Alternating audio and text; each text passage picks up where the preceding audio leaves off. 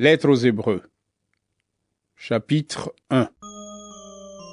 Autrefois, Dieu apparut aux ancêtres par les prophètes, et il leur a parlé souvent et de mille manières. Maintenant, en ces jours qui sont les derniers, Dieu nous a parlé par son Fils. C'est par ce Fils qu'il a créé le monde, et c'est lui que Dieu a choisi pour entrer en possession de toutes choses. La beauté de la gloire de Dieu brille sur lui. Ce Fils est vraiment ce que Dieu est, et sa parole puissante soutient le monde. Il a lavé les êtres humains de leurs péchés, puis il s'est assis dans les cieux à la droite du Dieu très puissant. Ce Fils est bien plus important que les anges. En effet, Dieu lui a donné un nom plus grand que leur nom. Il n'a jamais dit à un ange « Tu es mon fils.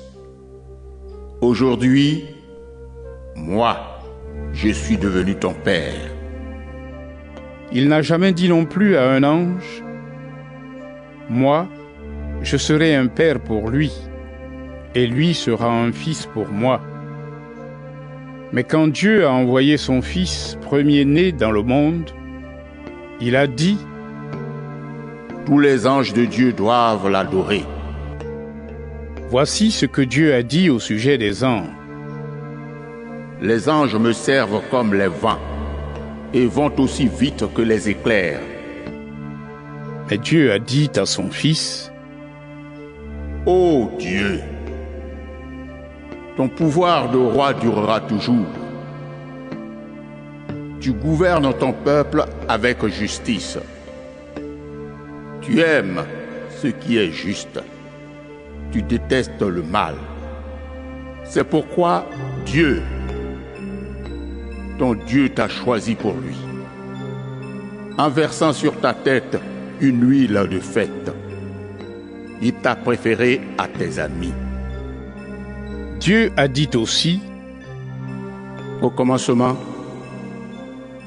c'est toi, Seigneur, qui as créé la terre, et tes mains ont formé le ciel. Tout cela disparaîtra, mais toi, tu es toujours là. Le ciel et la terre s'useront comme des habits. Tu les plieras comme un vêtement. Oui, ils seront changés comme des habits. Mais toi, tu restes toujours le même, et ta vie ne finit pas. » Dieu n'a jamais dit à un ange « Viens t'asseoir à ma droite.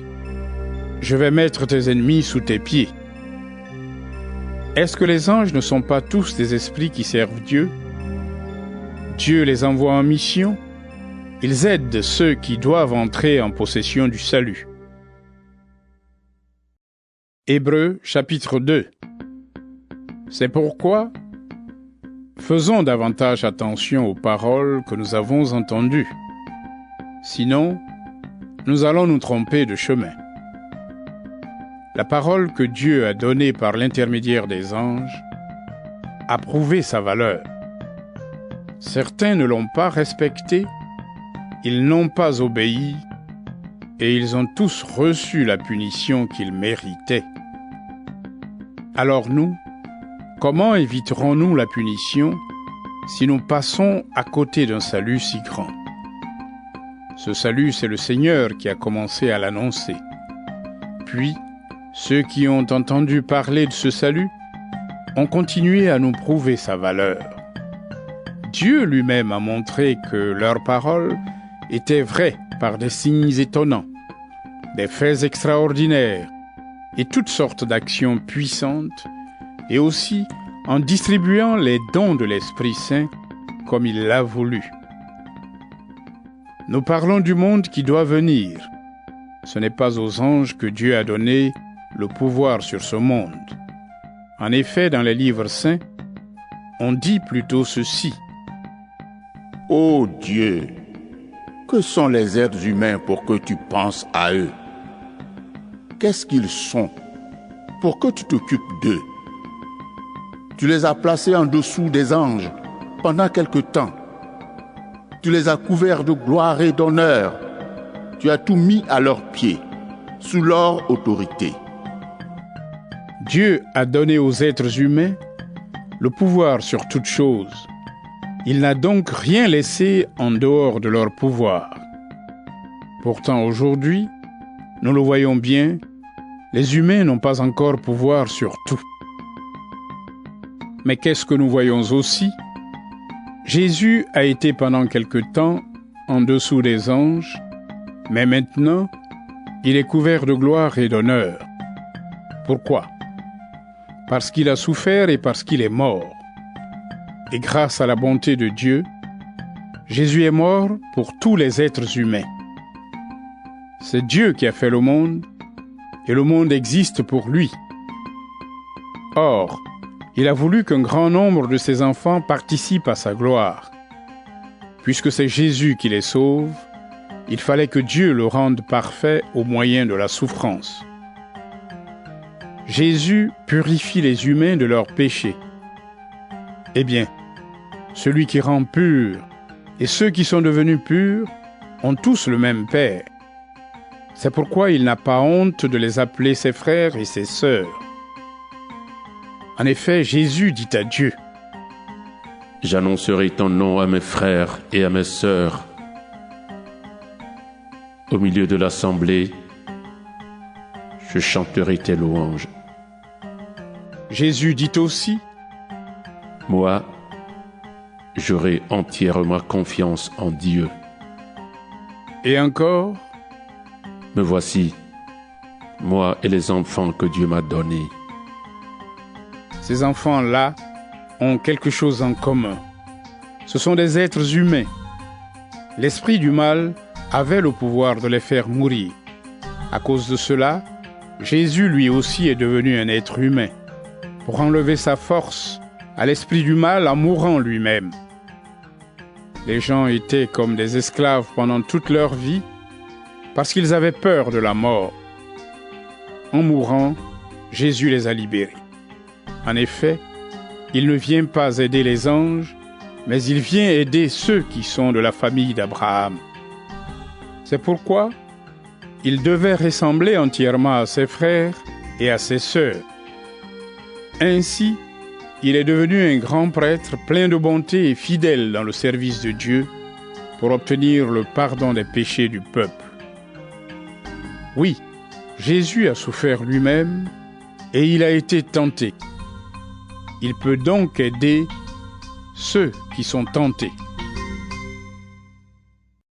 Hébreux chapitre 3. Frères et sœurs chrétiens, vous qui avez reçu l'appel de Dieu, regardez Jésus. Dieu l'a envoyé pour être notre grand prêtre, et c'est par lui que nous croyons. Autrefois, Moïse a été fidèle dans toute la maison de Dieu. De même, comme Moïse, Jésus a été fidèle à Dieu, qui a fait de lui un grand prêtre. Mais Jésus reçoit plus de gloire que Moïse. En effet, celui qui construit une maison est plus honoré que la maison. Chaque maison est construite par quelqu'un, et celui qui construit tout, c'est Dieu. Autrefois, Moïse a été fidèle dans toute la maison de Dieu. Il était un serviteur et il devait être témoin de ce que Dieu allait dire. Mais maintenant, le Christ est fidèle comme fils, placé à la tête de la maison de Dieu. Sa maison, c'est nous, à une condition. Nous devons garder confiance et être fiers de ce que nous espérons. C'est pourquoi, comme l'Esprit Saint le dit, « Aujourd'hui, si vous entendez la voix de Dieu, ne fermez pas votre cœur, comme autrefois quand vous vous êtes révoltés contre lui. À ce moment-là, dans le désert, vous l'avez provoqué. » Et Dieu a dit, « Dans ce désert, vos ancêtres m'ont provoqué, pour voir ce que j'allais faire. Pourtant, ils avaient vu ce que j'avais fait pendant 40 ans,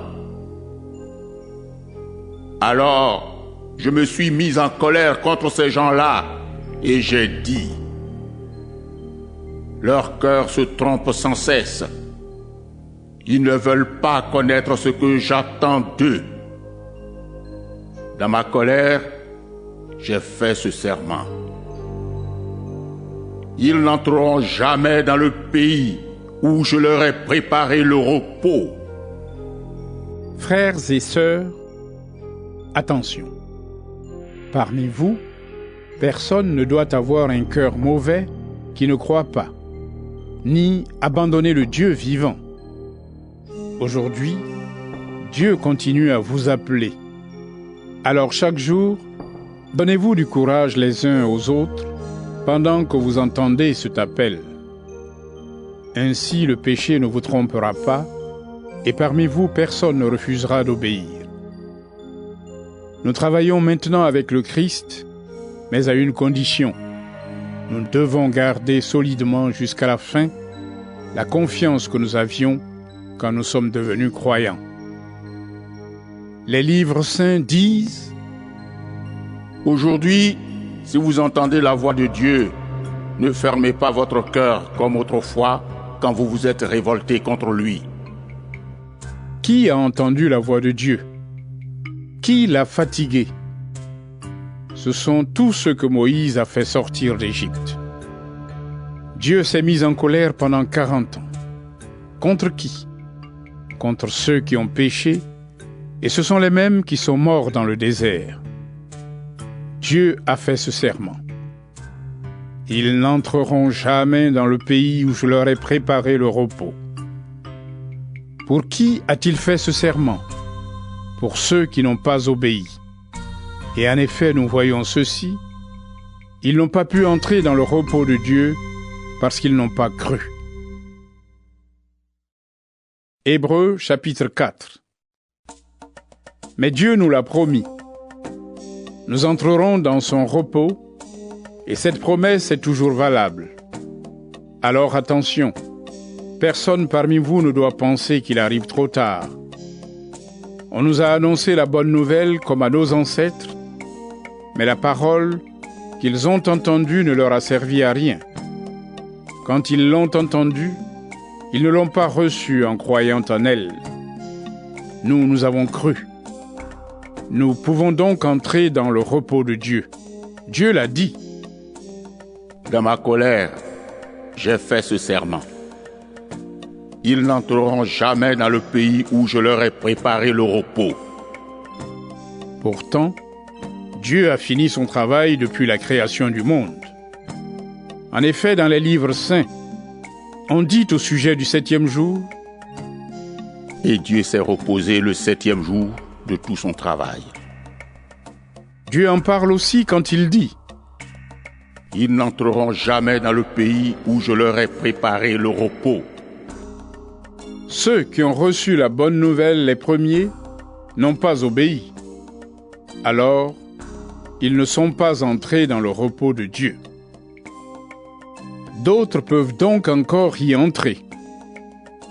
C'est pourquoi Dieu fixe de nouveau un jour, et il l'appelle aujourd'hui. Il a parlé de ce jour-là beaucoup plus tard, par la bouche de David, dans le texte déjà cité. Aujourd'hui, si vous entendez la voix de Dieu, ne fermez pas votre cœur.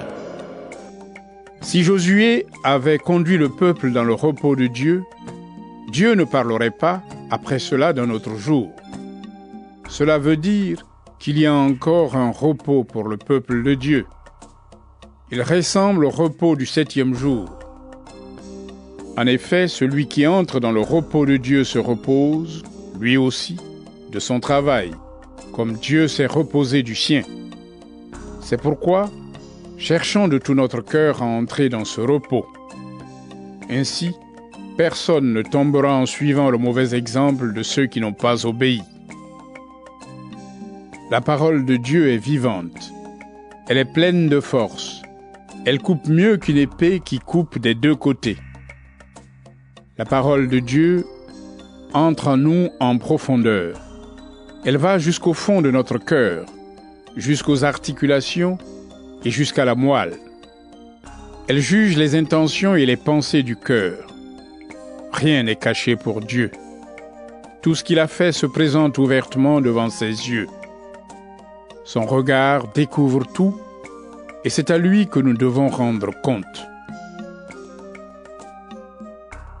Nous avons un grand prêtre puissant qui est arrivé jusqu'à Dieu. C'est Jésus, le Fils de Dieu. Alors, gardons solidement ce que nous croyons. Le grand prêtre que nous avons est capable de souffrir avec nous de nos faiblesses. En effet, comme nous, il a été tenté en toutes choses, mais lui n'a pas péché. Approchons-nous donc avec confiance du Dieu puissant qui nous aime. Près de lui, nous recevrons le pardon, nous trouverons son amour, et ainsi il nous aidera au bon moment. Hébreux chapitre 5. Chaque grand prêtre est choisi parmi les êtres humains. Il est chargé de servir Dieu en leur faveur. Il offre les dons et les sacrifices pour les péchés. Le grand prêtre a lui-même beaucoup de faiblesses.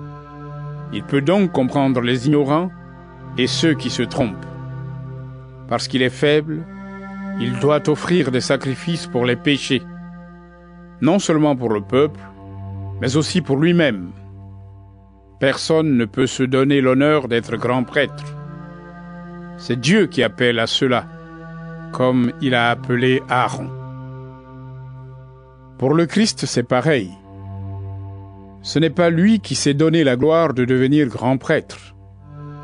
Il l'a reçu de Dieu qui a dit « Tu es mon fils. Aujourd'hui, moi, je suis devenu ton père. » Dieu a dit encore « Tu es prêtre pour toujours, à la façon de Melchisédek. » Le Christ, pendant sa vie sur terre, a adressé à Dieu des prières et des supplications avec de grands cris et des larmes. Il a prié Dieu qui pouvait le sauver de la mort, et Dieu l'a écouté parce qu'il est resté fidèle. Le Christ est le Fils de Dieu, c'est vrai, mais par toutes ses souffrances, il a appris à obéir. Dieu l'a rendu parfait. Alors maintenant, ceux qui obéissent au Christ reçoivent par lui le salut qui dure toujours. Oui, Dieu l'a établi grand prêtre à la façon de Melchisédek. À ce sujet, nous avons beaucoup de choses à dire, mais elles sont difficiles à expliquer. En effet, vous êtes devenus lents à comprendre. Vous aviez le temps de devenir des maîtres, mais maintenant, vous avez besoin qu'on vous apprenne de nouveau les premières vérités de l'enseignement de Dieu. Vous n'êtes plus capable de manger de la nourriture solide. Vous avez besoin de lait. Celui qui continue à boire du lait, c'est un bébé. Il ne peut donc pas discuter de ce qui est juste. Par contre, la nourriture solide est pour les adultes. Par leur expérience, ils ont entraîné leur conscience à faire la différence entre le bien et le mal. Hébreux chapitre 6. C'est pourquoi, laissons derrière nous les premières leçons sur le Christ et passons à un enseignement d'adulte. Ne revenons pas sur ce qui fait la base de cet enseignement. Abandonner les actions qui conduisent à la mort et croire en Dieu. Les baptêmes et l'imposition des mains, le réveil des morts et le jugement définitif. Nous allons donc présenter un enseignement d'adulte, si Dieu le permet. Prenons le cas de ceux qui sont retombés dans une vie mauvaise. Ils ont été éclairés par la lumière de Dieu. Ils ont goûté au don du ciel et ils ont reçu l'Esprit Saint. Ils ont aimé la belle parole de Dieu. Ils ont senti la puissance des forces du monde qui vient. Et pourtant, ils sont retombés dans une vie mauvaise. Ces gens-là, on ne peut pas les amener une deuxième fois à changer leur vie. En effet, il cloue de nouveau le Fils de Dieu sur la croix et il donne aux autres l'occasion de l'insulter. Prenons l'exemple d'un champ. Sa terre boit l'eau des nombreuses pluies qui tombent. Elle produit des plantes utiles à ceux qui la font cultiver. Alors Dieu bénit cette terre. Mais si elle produit des buissons d'épines et des chardons, elle ne vaut rien. Dieu va bientôt la rejeter et on finira par y mettre le feu. Nous parlons ainsi, mais en même temps nous sommes sûrs que vous, frères et sœurs très aimés, vous êtes sur la bonne route, celle qui conduit au salut. Dieu n'est pas injuste. Il ne peut pas oublier ce que vous faites, ni l'amour que vous avez montré pour lui. Vous avez montré cet amour autrefois en servant les autres chrétiens, et vous le faites encore maintenant. Nous souhaitons seulement que chacun de vous reste actif jusqu'à la fin. Alors, tout ce que vous espérez se réalisera. Ne devenez pas paresseux, mais vivez comme ceux qui croient et qui sont patients. Ceux-là reçoivent les biens que Dieu a promis. Quand Dieu a fait la promesse à Abraham, il l'a faite avec un serment. Mais personne n'était plus grand que Dieu pour être témoin de ce serment. Alors Dieu l'a fait par lui-même. Il a dit : « Oui, vraiment, je te bénirai et je te donnerai une grande famille. » Abraham a attendu avec patience et il a reçu ce que Dieu lui avait promis. Quand les gens font un serment, ils ont besoin d'un témoin plus grand qu'eux. Le serment rend leur parole sûre, et ainsi, on ne peut plus dire le contraire. Avec Abraham, c'est la même chose. Sa famille devait recevoir les biens promis par Dieu. Dieu a voulu montrer clairement qu'il ne changerait jamais d'avis. C'est pourquoi il a ajouté un serment à sa promesse. Une promesse et un serment, voilà deux choses qu'on ne peut pas changer. Dans sa promesse et dans son serment, Dieu ne peut donc absolument pas mentir, et cela nous encourage beaucoup. Ainsi, nous avons tout laissé pour saisir l'espérance qui nous est offerte. Pour notre vie, cette espérance est comme une ancre. Elle traverse même le rideau du temple dans le ciel et elle est fixée solidement. C'est là que Jésus est entré avant nous et pour nous. Il est devenu grand prêtre pour toujours, à la façon de Melchisédek. Hébreux chapitre 7. Ce Melchisédek était roi de Salem et prêtre du Dieu très haut. Abraham revenait du combat où il avait vaincu les rois. Melchisédek est allé à sa rencontre et il a béni Abraham. Et Abraham lui a donné un dixième de tout ce qu'il avait pris. Le nom de Melchisédek veut dire « roi de justice ». De plus, Melchisédek est roi de Salem, et cela veut dire roi de paix. On ne connaît pas son père, ni sa mère, ni ses ancêtres. On ne parle pas de sa naissance ni de sa mort. Il ressemble au Fils de Dieu, il reste prêtre pour toujours. Voyez combien Melchisédek est important. Même Abraham, notre ancêtre, lui a donné un dixième de ce qu'il avait gagné dans la bataille.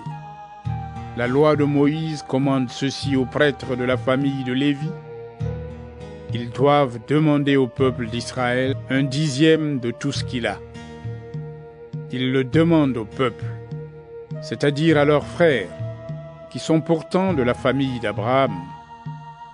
Or, Melchisédek, lui, n'appartenait pas à la famille de Lévi. Et pourtant, il a reçu d'Abraham un dixième de ce qu'il avait gagné. Et Melchisédek a béni celui qui avait reçu les promesses de Dieu. Sans aucun doute, c'est le plus grand qui bénit le plus petit. Les prêtres qui reçoivent un dixième des biens du peuple, ce sont des hommes qui doivent mourir un jour. Melchisédek aussi a reçu un dixième des biens. Mais lui, il est toujours vivant, comme les livres saints le disent. Ce sont les fils de la famille de Lévi qui reçoivent un dixième des biens du peuple. Pourtant, on peut dire que Lévi, lui aussi, a payé cet impôt par l'intermédiaire d'Abraham. En effet, Abraham est son ancêtre. Et d'une certaine façon, Lévi était déjà dans le corps de son ancêtre quand Abraham a rencontré Melchisédek. Dans la loi du peuple d'Israël, ce sont les fils de la famille de Lévi qu'on doit choisir comme prêtres. Ils sont prêtres à la façon d'Aaron. Mais leur façon d'être prêtre n'était pas parfaite. Sinon, pourquoi avoir un autre prêtre à la façon de Melchisédek? Cela ne serait pas nécessaire.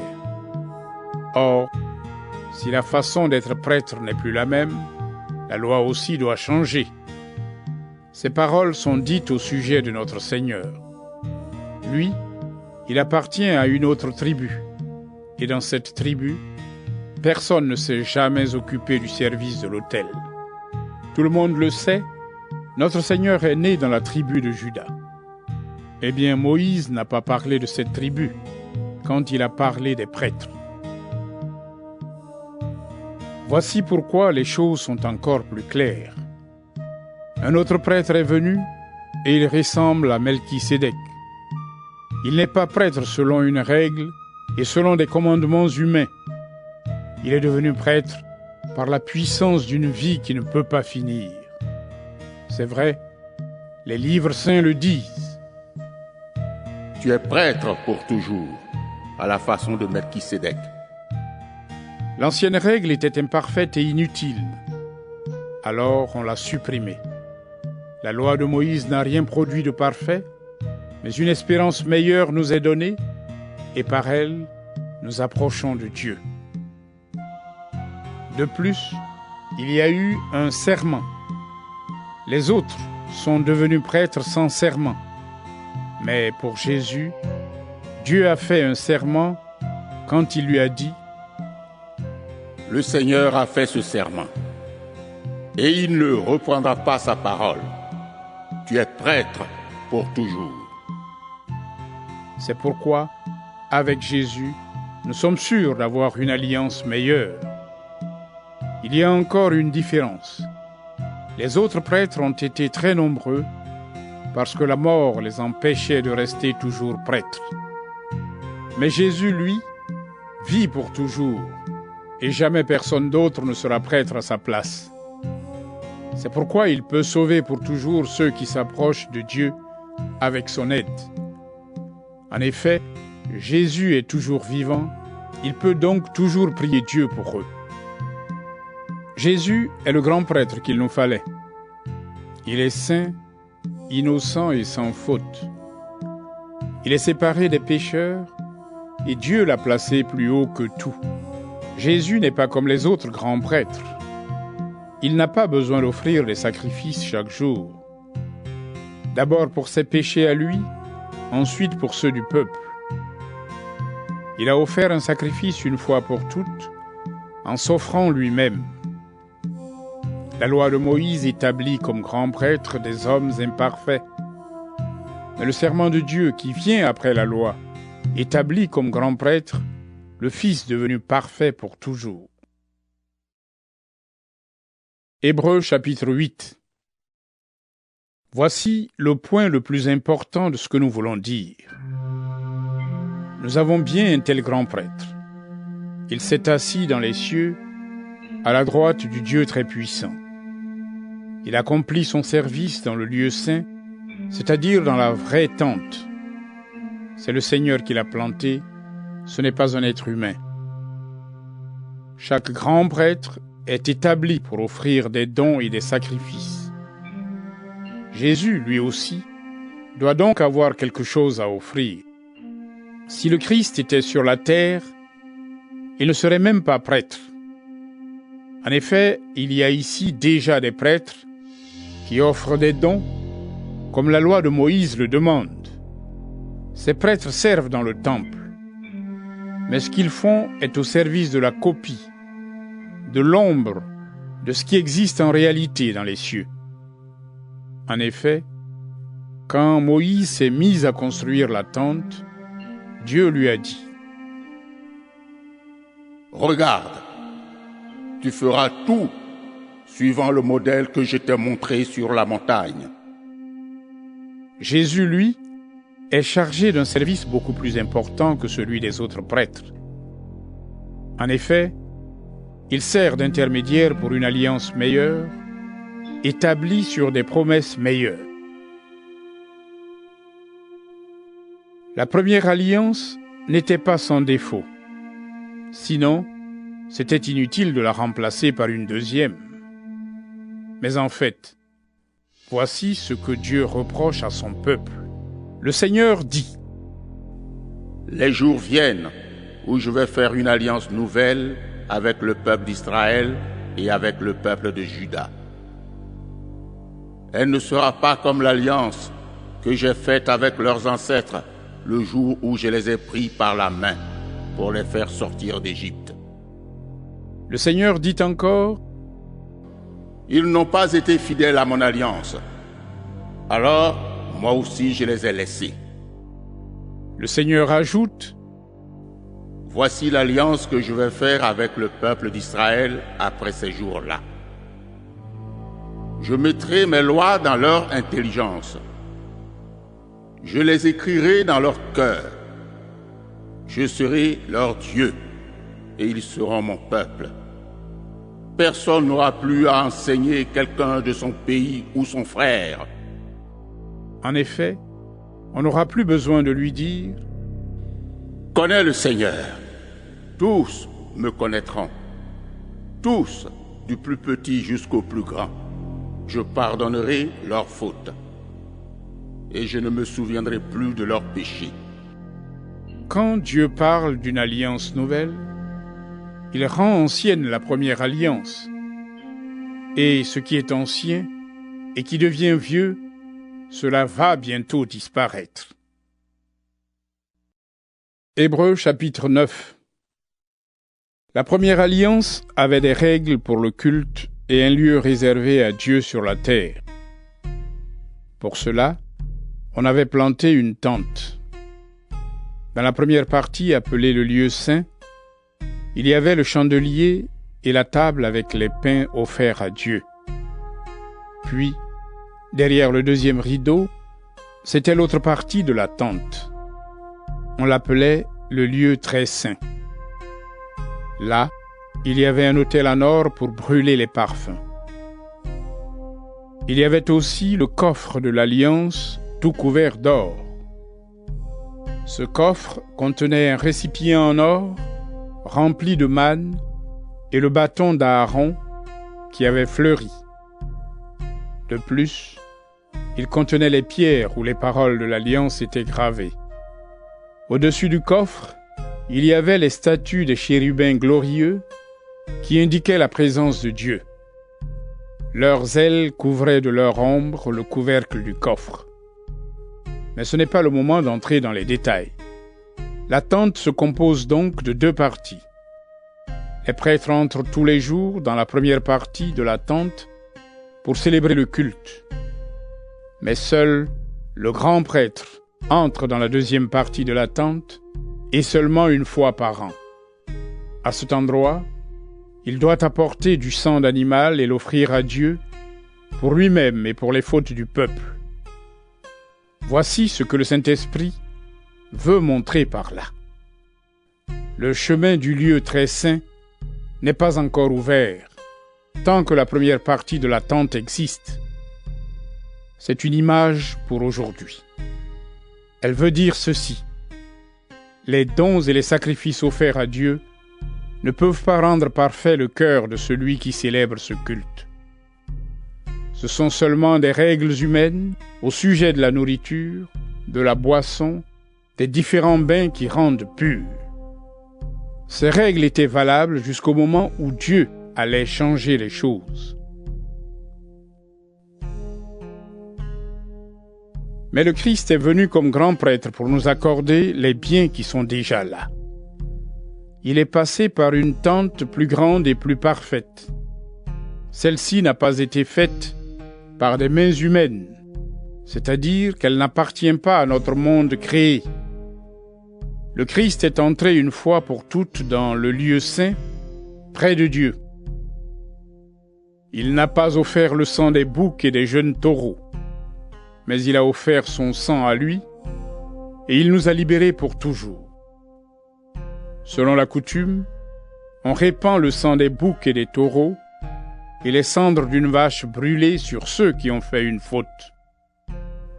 Ensuite, leur corps est purifié de cette faute et ils peuvent de nouveau célébrer le culte. Si cela est vrai, le sang du Christ doit être encore beaucoup plus puissant. En effet, par l'Esprit Saint, le Christ s'est offert lui-même à Dieu comme une victime sans défaut. Ainsi, il lavera notre conscience salie par des actions qui conduisent à la mort. Alors, nous pourrons servir le Dieu vivant. C'est pourquoi le Christ est l'intermédiaire pour une alliance nouvelle, un testament nouveau. Il est mort pour libérer les êtres humains des fautes commises quand ils étaient soumis à la première alliance. Alors ceux que Dieu a appelés peuvent recevoir les biens qu'il a promis et qui durent toujours. Quand il y a un testament, il faut prouver la mort de celui qui l'a fait. En effet, un testament est valable seulement après la mort. Quand celui qui l'a fait vit encore, le testament n'a pas de valeur. C'est pourquoi même la première alliance a dû commencer avec le sang. Devant tout le peuple, Moïse a lu d'abord tous les commandements, comme on les trouve dans la loi. Puis il a pris le sang des jeunes taureaux et des boucs avec de l'eau. Ensuite, il a jeté des gouttes de sang sur le livre de la loi et sur tout le peuple avec une petite branche et avec de la laine rouge. Et il a dit : Ceci est le sang de l'alliance que Dieu vous commande de respecter. Puis, de la même façon, il a jeté du sang sur la tente et sur tous les objets utilisés pour le service de Dieu. D'après la loi, presque tout devient pur avec le sang. Mais si on ne répand pas de sang, les péchés ne sont pas pardonnés. Si on doit purifier ainsi les copies de ce qui est dans les cieux, alors ce qui est dans les cieux a besoin de sacrifices bien meilleurs. En effet, le Christ n'est pas entré dans un temple fait par des mains humaines. Ce temple-là est seulement la copie du vrai lieu saint. Mais c'est dans le ciel même que le Christ est entré, où il se présente maintenant en notre faveur devant Dieu. Chaque année, le grand prêtre juif entre dans le lieu très saint, avec du sang qui n'est pas le sien. Mais le Christ, lui, n'est pas entré dans le ciel pour s'offrir plusieurs fois. Sinon, il aurait dû souffrir plusieurs fois depuis la création du monde. En fait, maintenant, en ces temps qui sont les derniers, le Christ s'est montré une fois pour toutes. De cette façon, il a détruit le péché en s'offrant lui-même en sacrifice. Les êtres humains meurent une seule fois. Ensuite, Dieu les juge. De même, le Christ s'est offert en sacrifice une seule fois pour enlever les péchés d'un grand nombre de personnes. Il se montrera une deuxième fois, non plus pour enlever le péché, mais pour sauver ceux qui l'attendent. Hébreux chapitre 10. La loi de Moïse ne reproduit pas exactement ce qui existe, elle est seulement l'ombre des biens qui seront donnés plus tard. Elle demande qu'on offre sans arrêt chaque année toujours les mêmes sacrifices. C'est pourquoi elle ne peut absolument pas rendre parfaits ceux qui s'approchent de Dieu. Sinon, ceux qui rendent ce culte à Dieu seraient lavés de leurs péchés une fois pour toutes. Ils ne se sentiraient plus du tout coupables et on n'offrirait plus aucun sacrifice. Mais bien au contraire, ces sacrifices rappellent chaque année le souvenir des péchés. Parce que le sang des taureaux et des boucs ne peut pas enlever les péchés. C'est pourquoi, au moment où le Christ va entrer dans le monde, il dit à Dieu: Tu n'as pas voulu de sacrifice ni d'offrande, mais tu m'as fait un corps. Les animaux brûlés sur l'autel et les sacrifices pour les péchés ne te plaisent pas. Alors je t'ai dit, me voici, je viens faire ce que tu veux. C'est ce qui est écrit à mon sujet dans les livres saints. Le Christ dit d'abord: Tu n'as pas voulu de sacrifice, ni d'offrande, ni d'animaux brûlés sur l'autel, ni de sacrifice pour les péchés. Ils ne te plaisent pas. Et pourtant, la loi demande qu'on offre tous ces sacrifices. Le Christ dit ensuite: Me voici, je viens faire ce que tu veux. Le Christ supprime les anciens sacrifices. Il les remplace par le sien. Jésus-Christ a fait ce que Dieu voulait. Il a offert son corps une fois pour toutes, et nous sommes alors purifiés du péché. Chaque prêtre se tient debout tous les jours pour faire le service de Dieu. Il offre souvent les mêmes sacrifices, mais ceux-ci ne pourront jamais enlever les péchés. Au contraire, le Christ a offert un seul sacrifice pour les péchés. Puis il s'est assis pour toujours à la droite de Dieu. Maintenant, il attend que Dieu mette ses ennemis sous ses pieds. Avec une seule offrande, il a rendu parfait pour toujours ceux qui sont purifiés du péché. L'Esprit Saint nous l'affirme aussi en disant d'abord: Le Seigneur dit, voici l'alliance que je vais faire avec eux après ces jours-là. Je mettrai mes lois dans leur cœur et je les écrirai dans leur intelligence. Puis il ajoute: Je ne me souviendrai plus de leurs péchés, ni de leurs fautes. Quand les péchés sont pardonnés, on n'a plus besoin d'offrande pour les enlever. Frères et sœurs chrétiens, nous sommes sûrs de pouvoir entrer librement dans le lieu très saint parce que Jésus a répandu son sang. Il a ouvert pour nous un chemin nouveau et vivant à travers le rideau du temple, c'est-à-dire à travers son corps humain. Et nous avons un grand prêtre placé à la tête de la maison de Dieu. Notre cœur est nettoyé de tout ce qui le rend coupable, et notre corps a été lavé dans une eau pure. Alors, approchons-nous de Dieu avec un cœur sincère et en croyant avec assurance.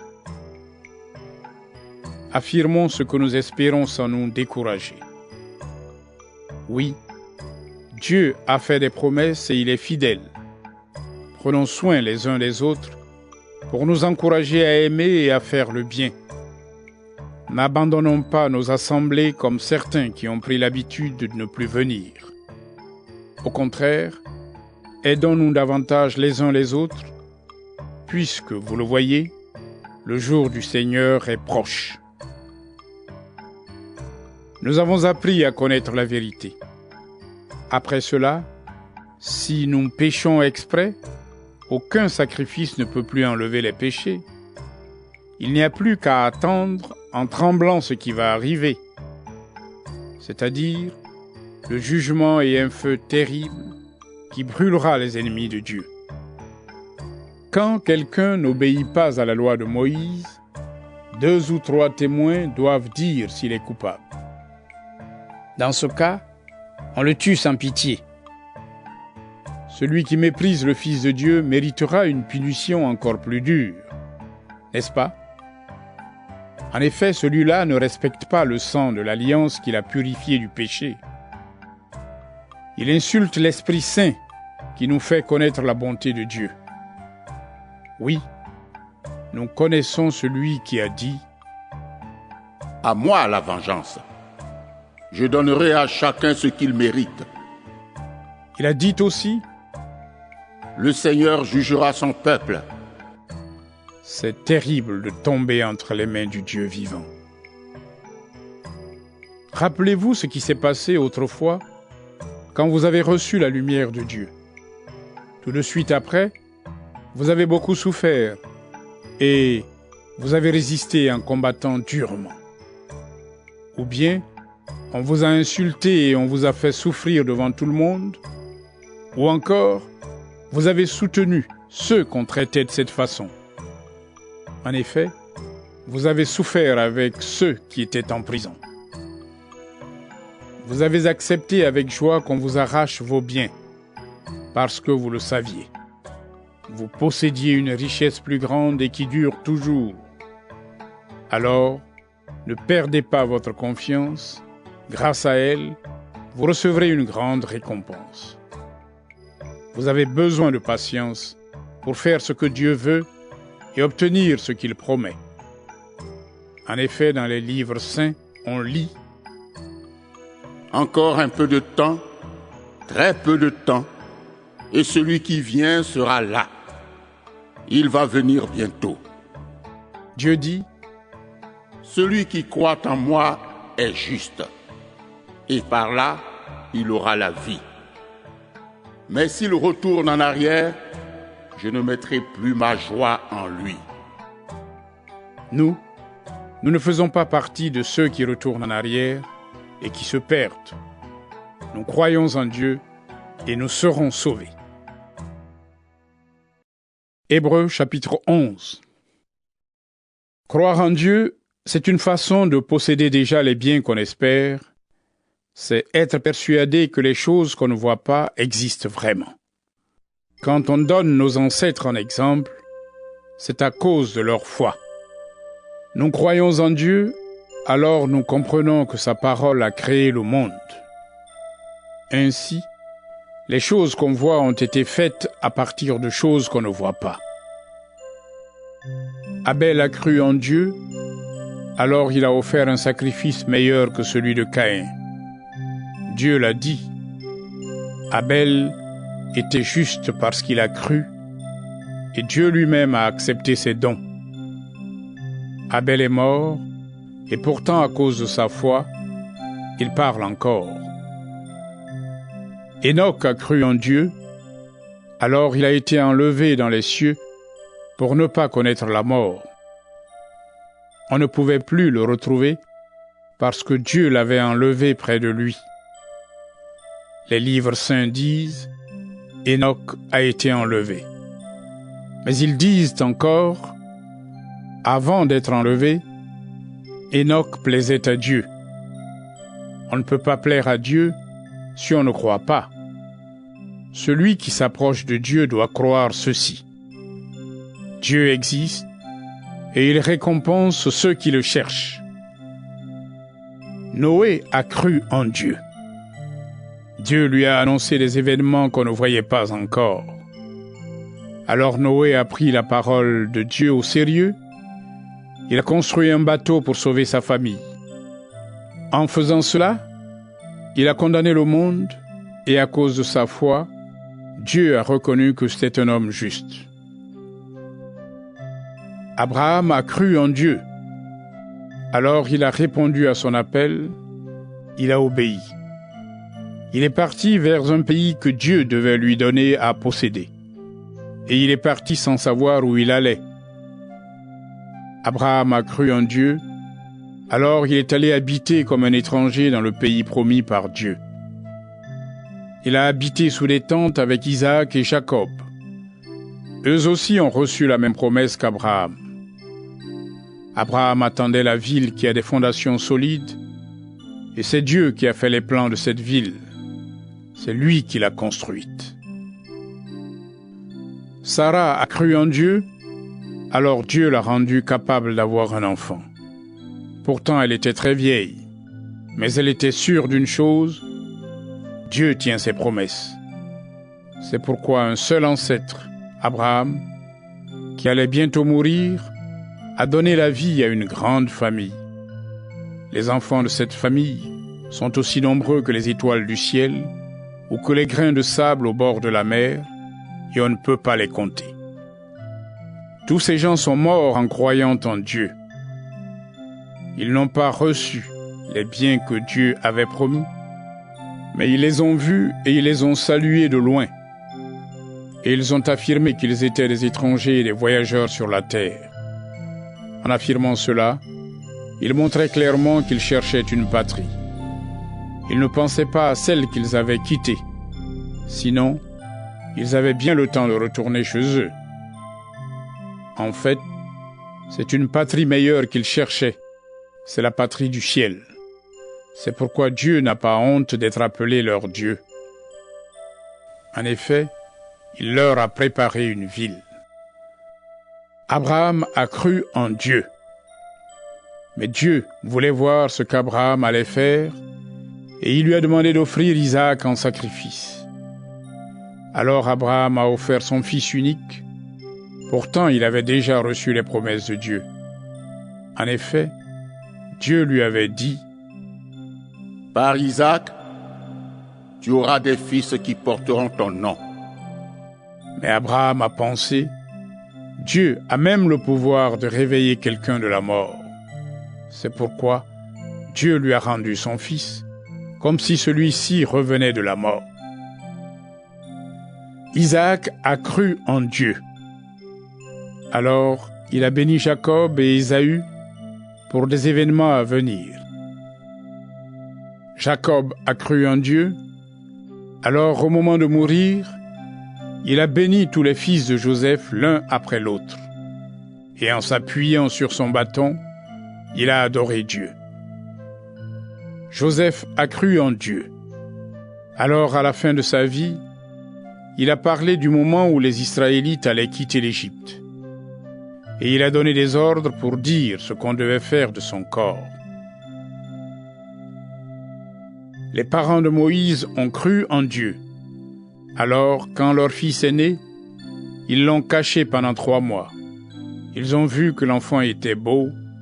Ils n'ont pas eu peur de désobéir à l'ordre du roi. Moïse a cru en Dieu. Alors, quand il est devenu grand, il n'a pas voulu qu'on dise de lui « Moïse est le fils de la fille du roi d'Égypte ». Il a choisi de souffrir avec le peuple de Dieu. Pourtant, il pouvait avoir une vie agréable pendant quelque temps, mais il n'aurait pas obéi à Dieu.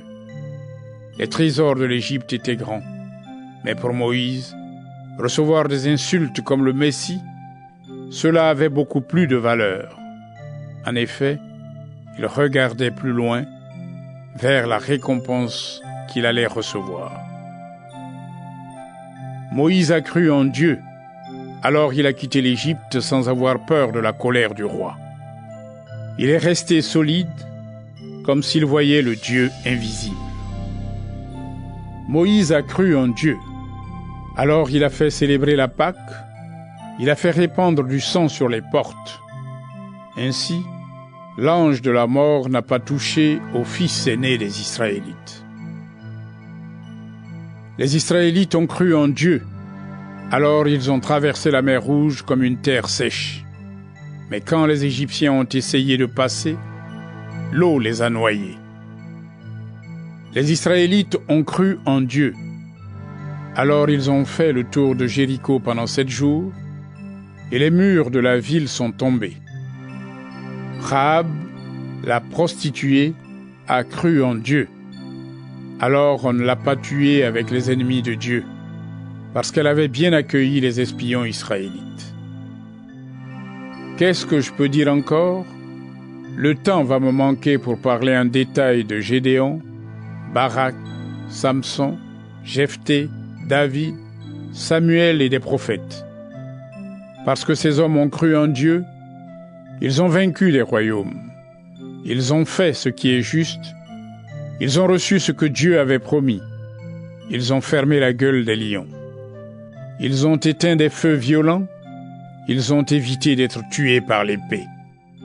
Ils sont tombés malades et ils ont retrouvé des forces.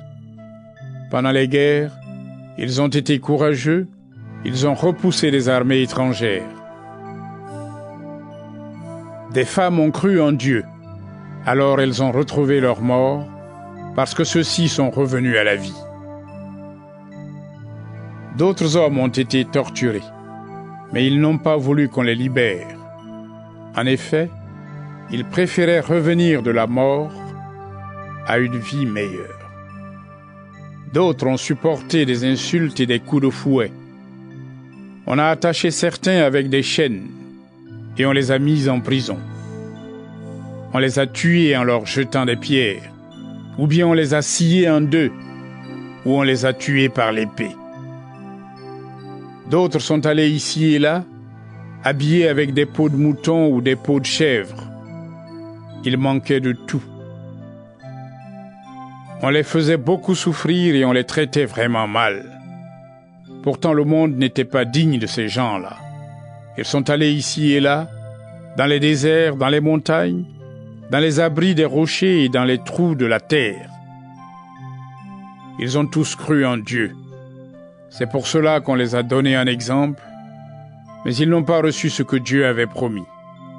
En effet, Dieu avait prévu quelque chose de meilleur encore pour nous.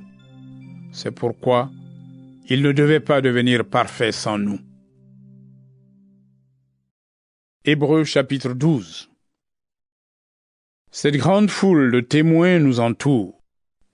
Rejetons donc nous aussi tout ce qui nous empêche d'avancer. Rejetons le péché qui nous enveloppe si facilement. Courons jusqu'au bout la course qu'on nous propose. Regardons toujours Jésus. C'est lui qui fait naître la foi et qui la rend parfaite. Il a accepté de mourir sur une croix sans avoir honte. En effet, il voyait d'avance la joie qu'il allait recevoir et maintenant il est assis à la droite de Dieu. Oui, pensez à Jésus. Les pécheurs étaient contre lui, mais il a tout supporté.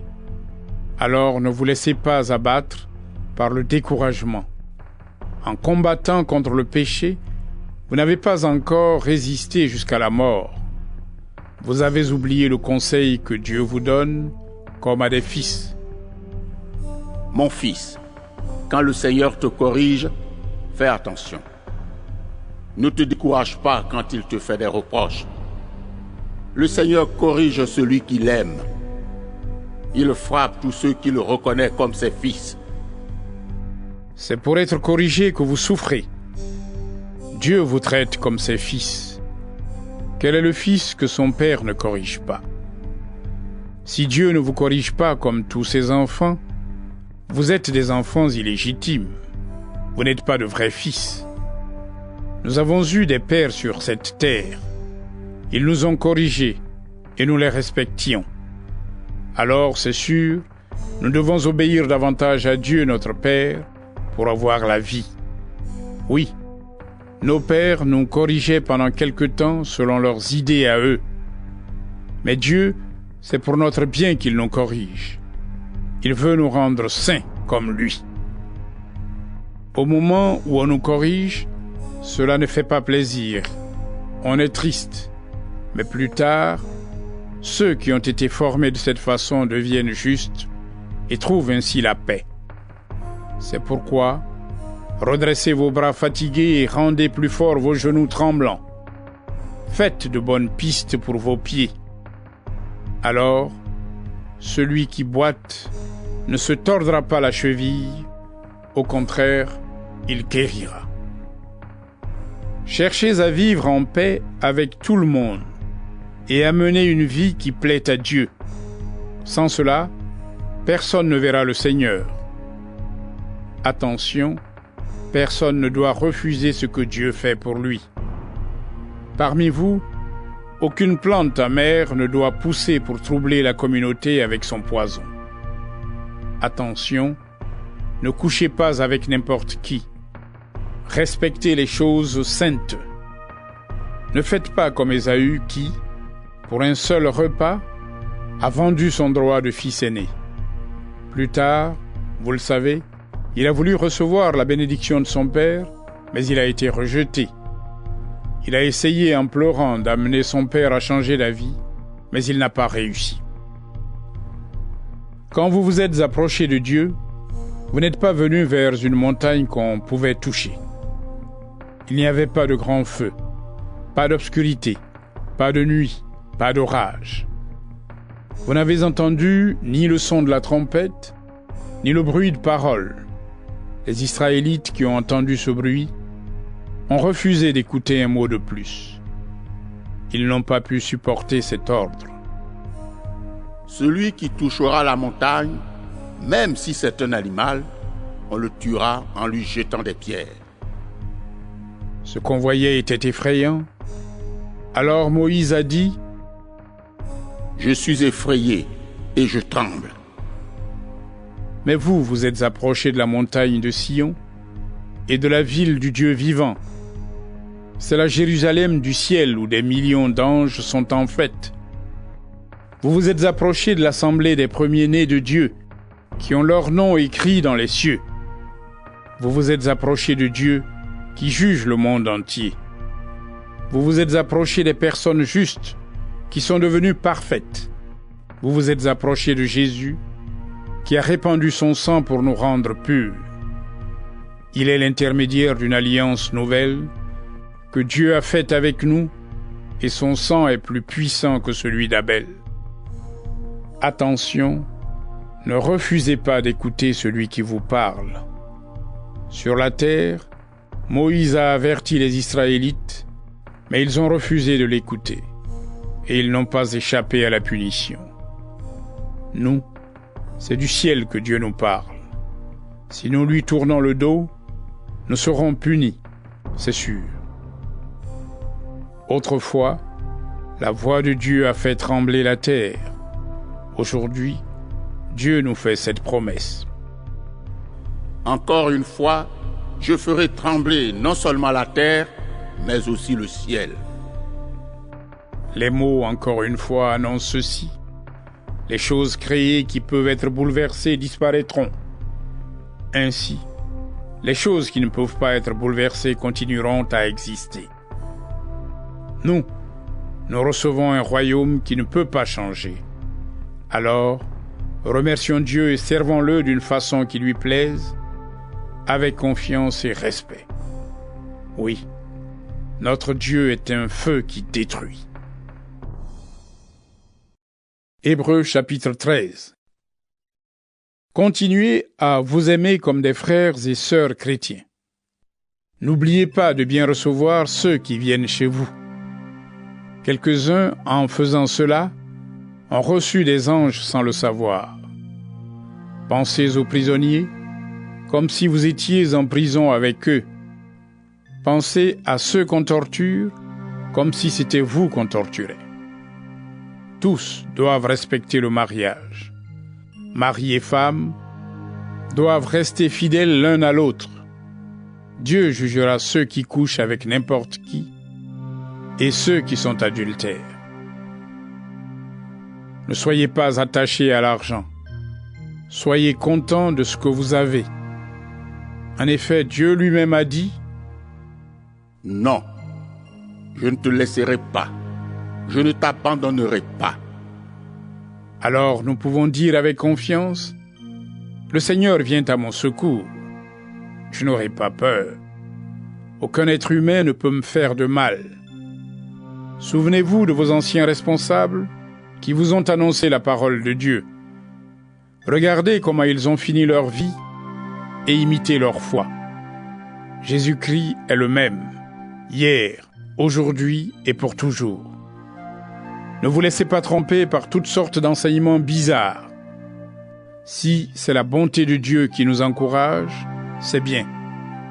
Mais les règles au sujet de la nourriture n'ont jamais servi à ceux qui les suivent. Nous avons un autel, et les prêtres juifs n'ont pas le droit de manger ce qui vient de cet autel. En effet, eux, ils servent dans le temple.